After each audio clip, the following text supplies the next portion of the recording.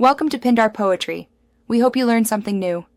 You already have the essentials: a small powered network switch and an Ethernet cable from your router.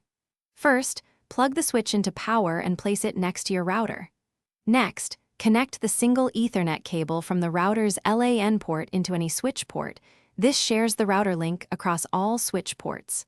Once done, the switch copies the network feed to every port electrically, so make sure the router stays powered and the cable seating is firm before you move on to device hookups. Now connect each device with its own patch cable into the switch. You'll see the port LEDs light. These confirm a physical link and data activity.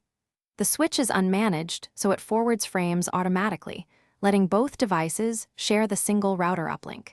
Make sure each device is set to obtain IP automatically, so the router's DHCP can assign addresses. If a device shows no IP or limited connectivity, reseat the cable and confirm the correct switch port LED is lit before proceeding to the final checks. Finish by testing both devices. Open a browser or ping the router to confirm internet and LAN access. If something fails, do a quick power cycle. Turn off router, switch, then devices, wait 10 seconds and restart in that order. That clears many link negotiation issues.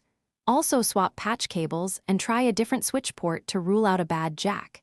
If one device still can't connect, check its network settings and make sure its Ethernet adapter is set to auto-negotiate speed and duplex, so it matches the switch. Thanks for watching. Consider subscribing if we helped you.